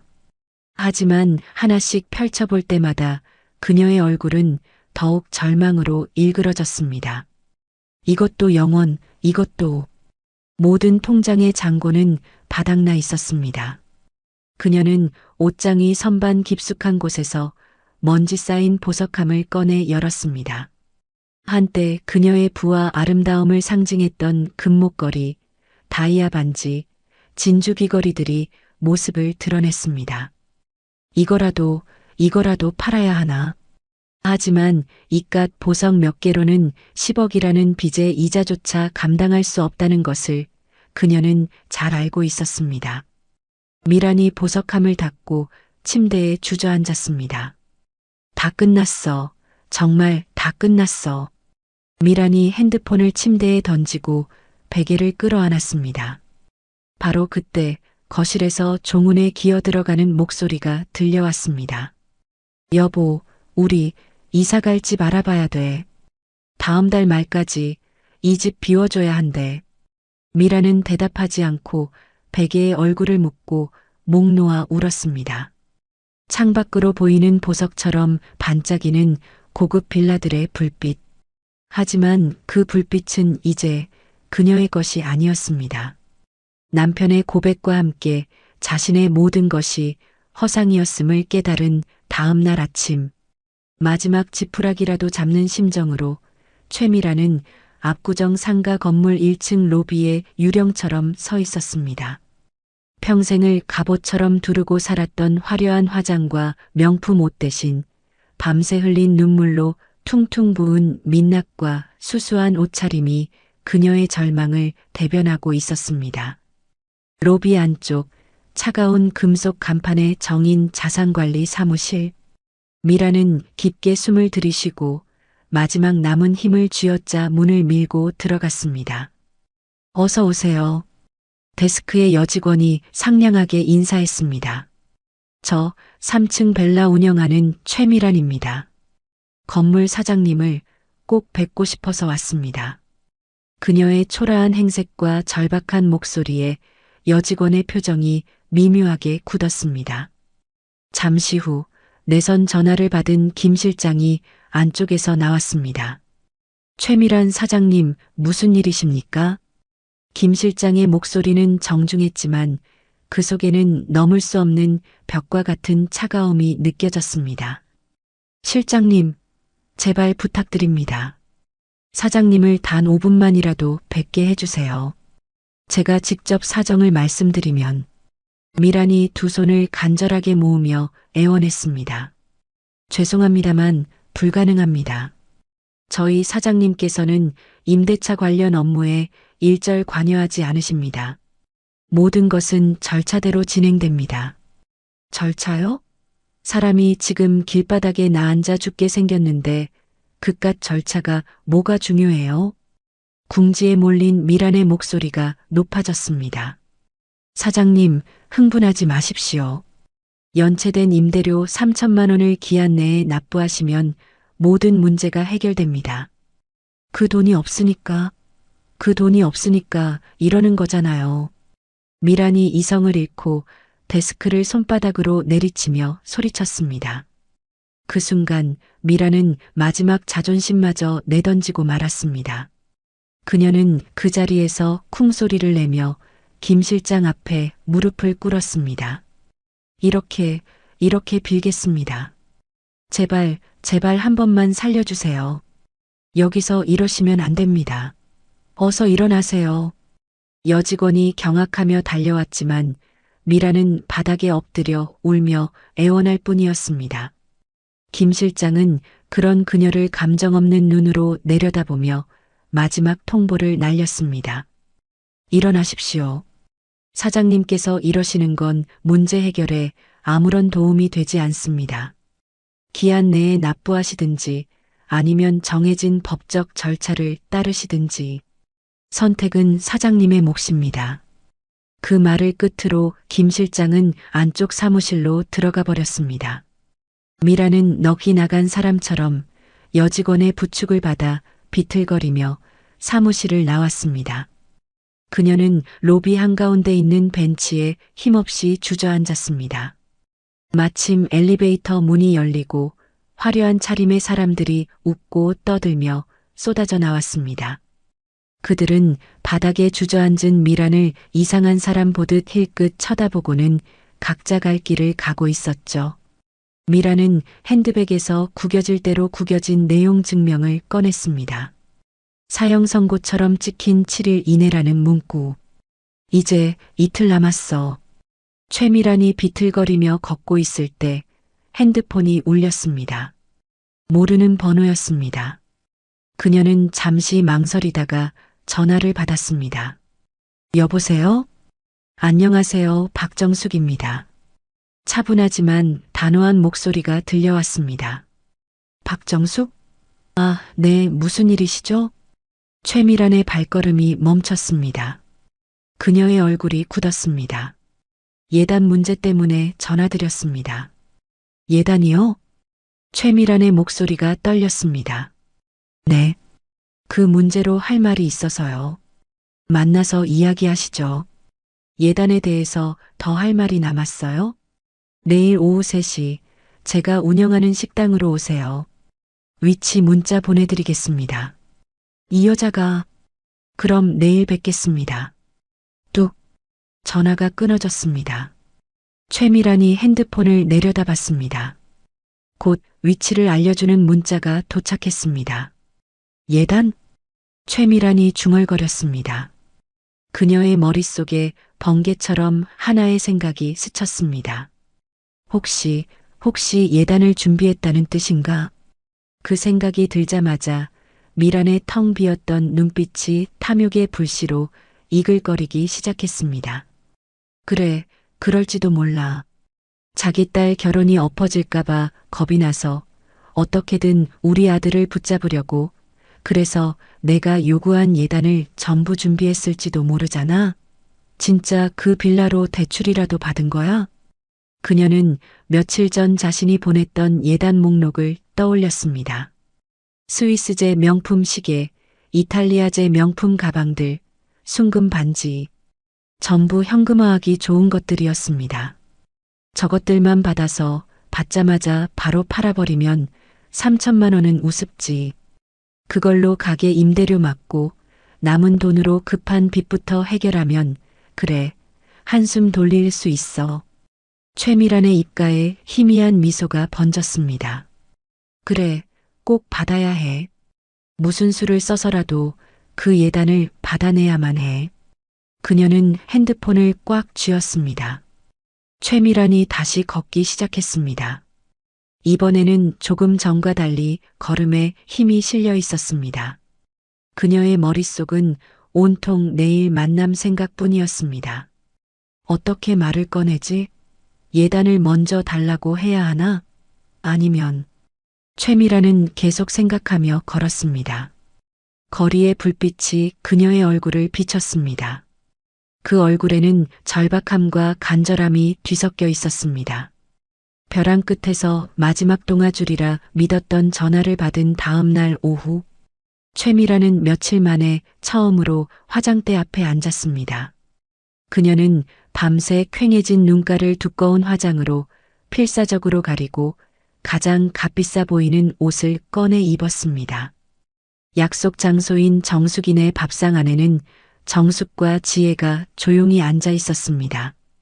테이블 위에는 따뜻한 찻잔 2개가 놓여 있었고 정숙은 담담한 표정으로 창밖을 바라보고 있었습니다. 그녀의 옆자리에 앉은 지혜의 얼굴에는 긴장감이 역력했습니다. 엄마, 괜찮겠죠? 지혜가 작은 목소리로 말했습니다. 괜찮아. 아무 걱정 말고 엄마 옆에만 있어. 엄마가 다 알아서 할게. 정숙이 딸의 손을 따뜻하게 하지만 단단히 잡아주었습니다.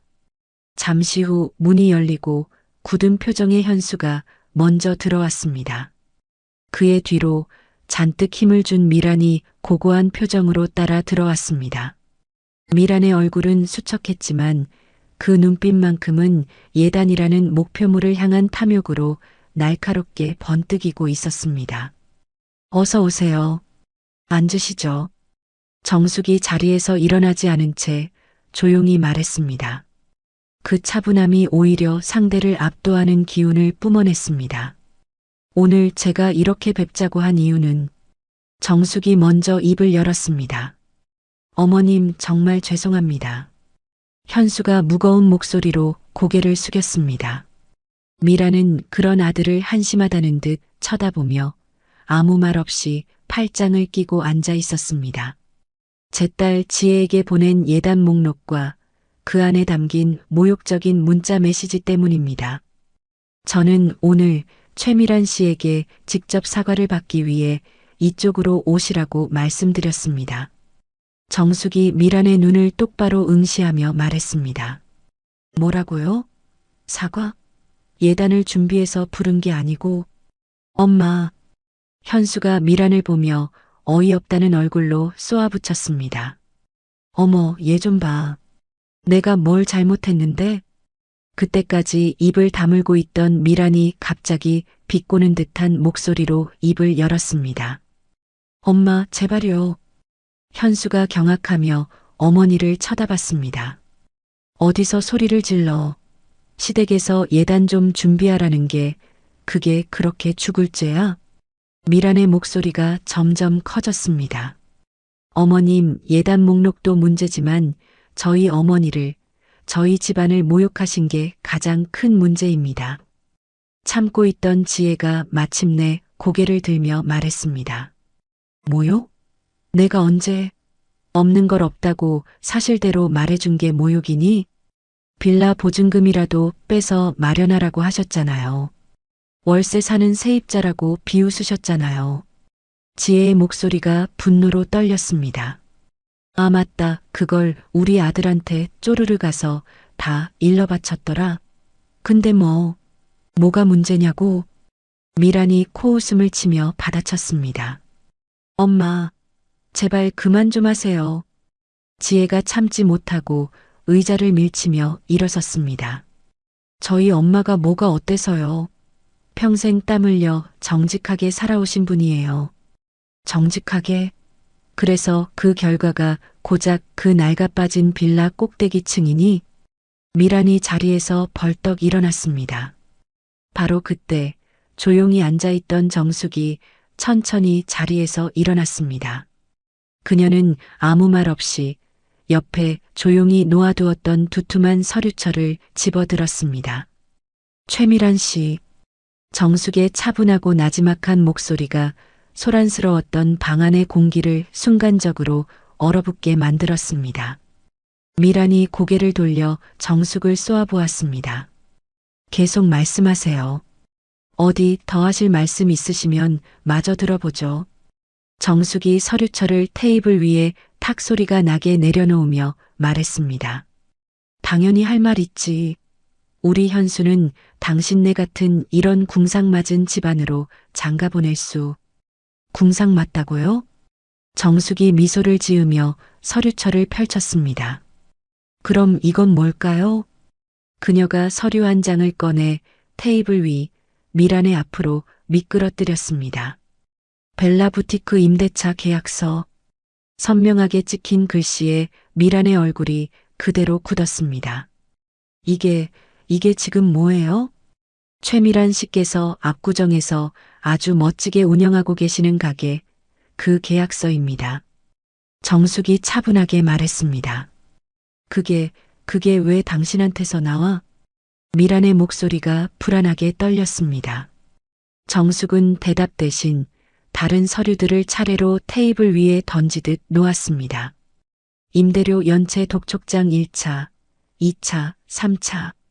그리고 부동산 명도 요구 최종 통지서. 미라는 테이블 위에 놓인 서류들을 보며 자기도 모르게 뒷걸음질 쳤습니다. 압구정 그 상가 건물, 주인이 바로 접니다. 정숙의 목소리는 조용했지만 천둥처럼 방 안을 울렸습니다. 순간 방 안의 모든 소리가 멈췄습니다. 현수도, 지혜도, 그리고 미란도 모두가 숨을 죽였습니다. 미란은 입을 벌린 채 믿을 수 없다는 눈으로 정숙을 바라봤습니다. 뭐라고요? 방금 뭐라고? 건물주가 저라고요. 최미란 씨가 월세를 6개월이나 밀리신 바로 그 건물이요. 거짓말. 거짓말이야. 미란이 고개를 미친 듯이 저었습니다. 거짓말이 아닙니다. 정숙이 마지막 서류를 꺼내 들었습니다. 여기 건물 등기부등본입니다. 직접 확인해 보시죠. 서류가 미란의 앞으로 밀려왔습니다. 미란이 귀신에 홀린 사람처럼 떨리는 손으로 서류를 집어들었습니다. 소유자 란에 또렷하게 박혀있는 이름 석자. 박.정.숙. 이럴 수가. 미란의 다리에서 힘이 쭉 빠졌습니다. 그녀는 옆에 있던 의자를 붙잡고 겨우 몸을 가눴습니다. 어머니. 현수가 황급히 어머니를 부축했습니다. 아, 그리고 참고로 말씀드리자면 그 건물 하나만 제 것이 아닙니다. 정숙이 말을 이었습니다. 강남에, 서초에, 여기저기 자잘하게 좀 있습니다. 궁금하시면 목록이라도 다 뽑아드릴까요? 미라는 아무 말도 하지 못했습니다. 넋이 나간 얼굴로 멍하니 서 있을 뿐이었습니다. 낡은 빌라 보증금이라도 빼서 예단이나 마련하라던 그 패기는 어디 가셨습니까? 세입자라고 사람을 벌레 보듯 비웃으시더니 정숙의 목소리에 처음으로 얼음 같은 냉기가 실렸습니다. 미라는 결국 의자에 주저앉고 말았습니다. 그녀의 얼굴은 새하얗게 질려 있었습니다. 죄송합니다. 정말 죄송합니다. 현수가 정숙과 지혜를 향해 깊이 고개를 숙였습니다. 저희 어머니가 정말 큰 죄를 지었습니다. 현수 씨. 지혜가 떨리는 목소리로 현수를 불렀습니다. 나 이제 정말 못하겠어. 정말 더는 못하겠어요. 지혜야. 현수 씨, 미안해요. 우리 그냥 여기까지인 것 같아요. 지혜가 자리에서 일어섰습니다. 정숙이 딸의 어깨를 가만히 감싸 안았습니다. 어머님. 현수가 애원하는 눈빛으로 정숙을 바라봤습니다. 현수군, 이만 어머니 모시고 가요. 정숙이 서류들을 챙기며 말했습니다. 정말 죄송합니다. 제가 대신 벌 받겠습니다.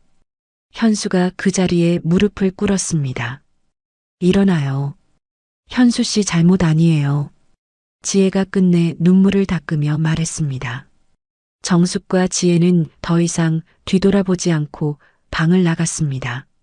문이 닫히는 소리가 조용히 울렸습니다.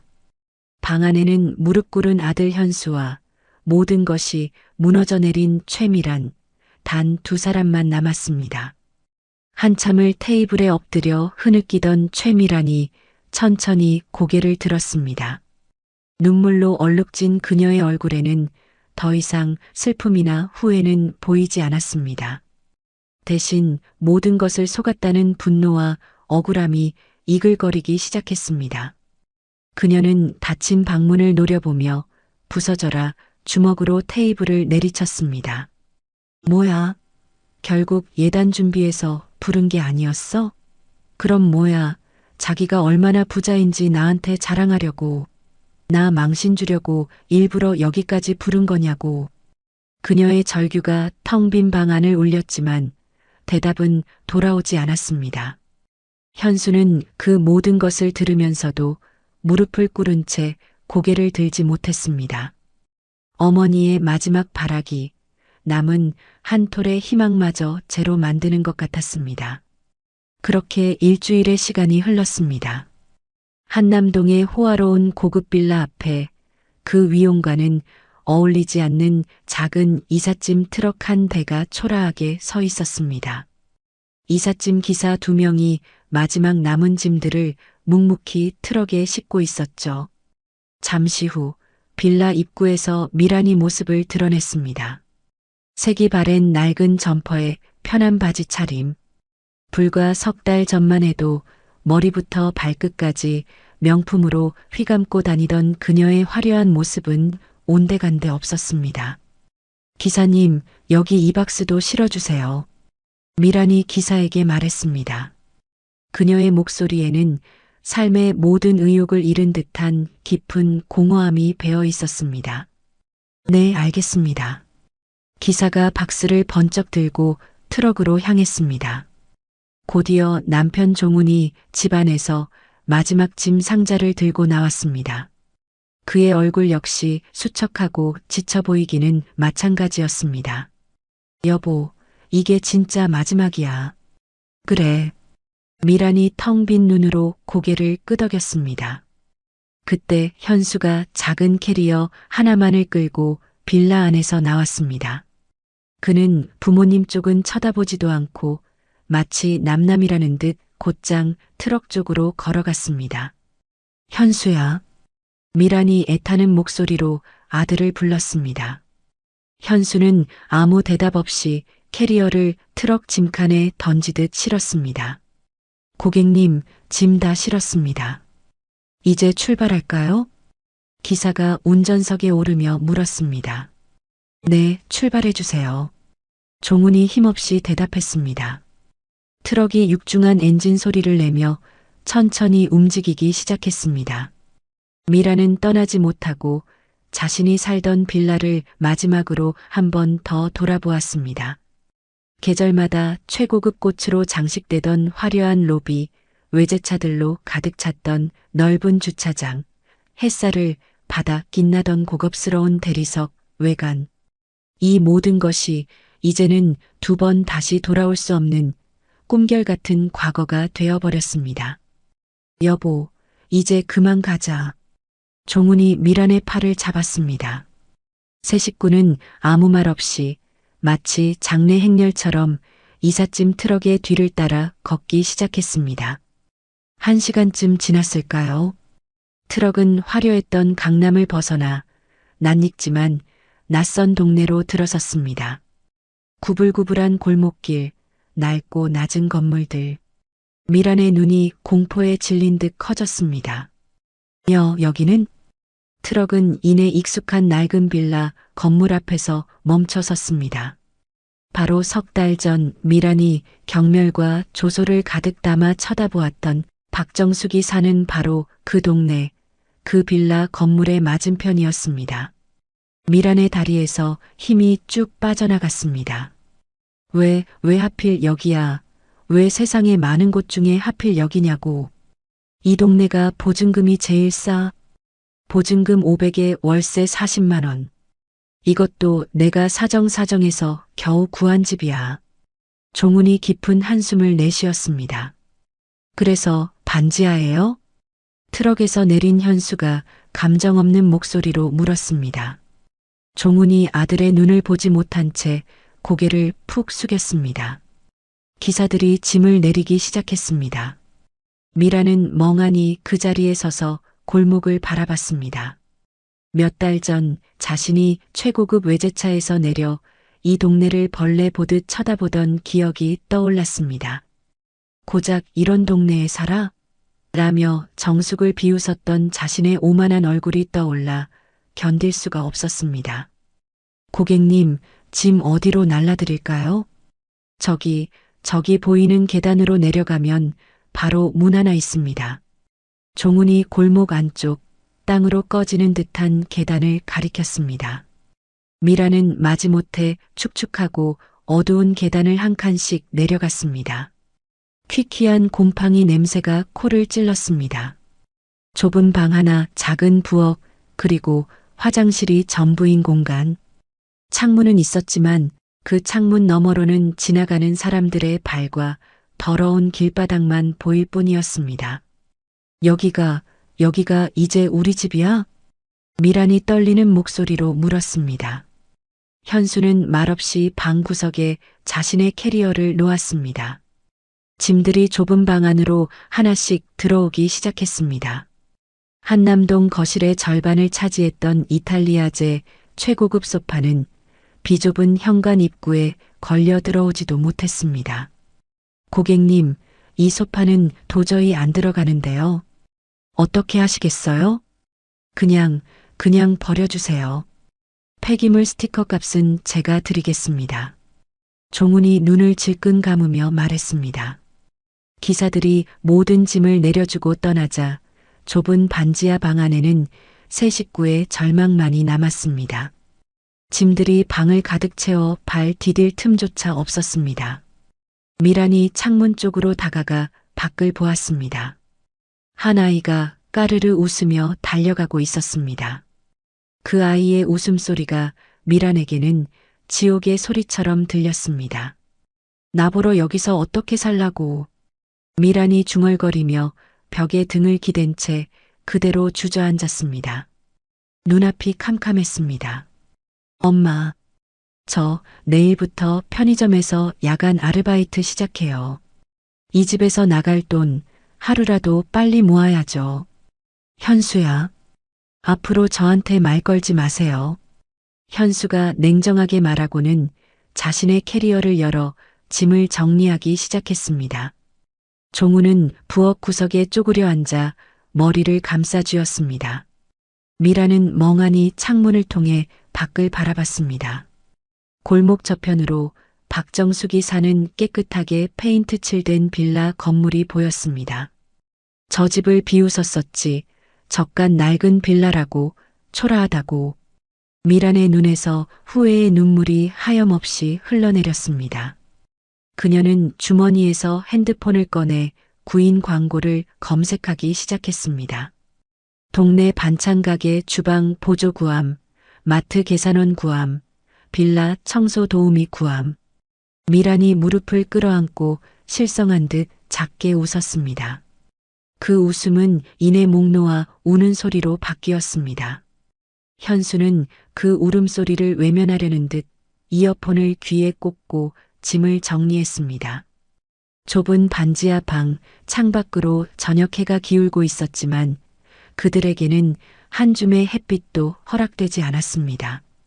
최미란의 가족이 햇빛 한 줌 들지 않는 반지하의 어둠 속에 갇혀 있을 무렵 담장 너머 빌라 옥상에서는 따스한 오후의 햇살이 가득 쏟아지고 있었습니다. 박정숙은 낡은 밀짚 모자를 쓰고 자신이 정성껏 가꾼 작은 텃밭의 화초들에게 물을 주고 있었습니다. 엄마, 물 더 필요하세요? 계단을 올라온 딸 지혜가 예전보다 훨씬 밝아진 얼굴로 물었습니다. 아니, 괜찮아. 이거면 충분해. 정숙이 환한 미소를 지으며 대답했습니다. 지혜는 빨갛게 익은 토마토를 보며 감탄했습니다. 우와, 엄마, 이거 오늘 저녁에 먹어요. 그래, 그러자꾸나. 정숙이 딸의 머리를 쓰다듬으며 조심스럽게 물었습니다. 요즘은 정말 괜찮은 거니? 응, 엄마. 괜찮아요.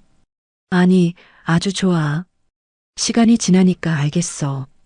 그때 끝내길 정말 잘했다는 거. 다 엄마 덕분이야. 내가 잘 이겨낸 거지. 내가 행복하면 그걸로 됐다. 두 사람은 나란히 서서 정겨운 동네를 내려다보았습니다. 그때 지혜가 아래쪽 골목을 손가락으로 가리켰습니다. 엄마, 저기 마트 앞 좀 봐요. 정숙이 무심코 그쪽으로 시선을 돌렸습니다. 동네 마트 앞에서 낡은 유니폼 앞치마를 두른 최미란이 손님들의 카트를 정리하고 있었습니다. 한때의 화려함은 오간데 없이 삶에 지친 모습이 역력했습니다. 그녀가 무거운 허리를 펴다가 무심코 고개를 들었습니다. 찰나의 순간 옥상의 정숙, 지혜와 허공에서 시선이 마주쳤습니다. 미란의 얼굴이 그대로 굳어졌습니다. 그녀는 마치 유령이라도 본 사람처럼 황급히 고개를 숙이고는 도망치듯 마트 안으로 사라졌습니다. 지혜가 그 모습을 보고 씁쓸한 표정을 지었습니다. 엄마, 화 안 나? 화? 이제 그런 감정도 없어. 정숙이 덤덤하게 말했습니다. 지혜야, 우리가 저 사람에게 복수한 게 아니야. 저 사람이 스스로의 오만함 때문에 스스로를 벌한 거지. 그러니 우리는 우리 할 일 하면서 지금처럼 행복하게 살면 되는 거야. 정숙의 말에 지혜는 고개를 끄덕였습니다. 응, 엄마 말이 맞아. 그래, 이제 저녁이나 맛있게 해 먹을까? 된장찌개 구수하게 끓여줄게. 좋아. 지혜가 토마토를 든 채 한결 가벼워진 발걸음으로 먼저 계단을 내려갔습니다. 정숙은 붉게 물들어가는 노을을 잠시 바라보았습니다. 자신의 소중한 일상을 지켜냈다는 평온함이 밀려왔습니다. 엄마, 빨리 내려와. 응, 지금 간다. 정숙이 계단을 내려가자 집안에서 지혜가 노래를 흥얼거리는 소리가 들려왔습니다. 모녀가 함께 저녁을 준비하는 웃음소리와 그릇소리가 집안을 따뜻하게 채웠습니다. 같은 시각 골목 아래 마트에서는 미란이 마지막 정리를 하고 있었습니다. 그녀는 자신도 모르게 고개를 들어 빌라 옥상을 올려다봤지만 그곳에는 아무도 없었습니다. 깊은 한숨을 내쉰 그녀가 철컹 소리와 함께 마트의 셔터를 내렸습니다. 평화로운 저녁을 맞이하는 동네의 어둠 속으로 그녀의 지친 그림자가 힘없이 스며들었습니다. 오늘 이야기 어떠셨나요? 혹시 끝까지 함께 해주신 분이 계시다면 잘 들었다고 댓글 하나만 남겨주세요. 여러분에게도 따뜻하고 빛나는 날들이 찾아올 거예요. 구독과 좋아요는 다음 이야기를 이어가는 큰 힘이 됩니다. 지금까지 오늘도 사연이었습니다. 더 깊고 따뜻한 이야기로 다시 찾아뵐게요. 편안한 하루 보내세요. 감사합니다.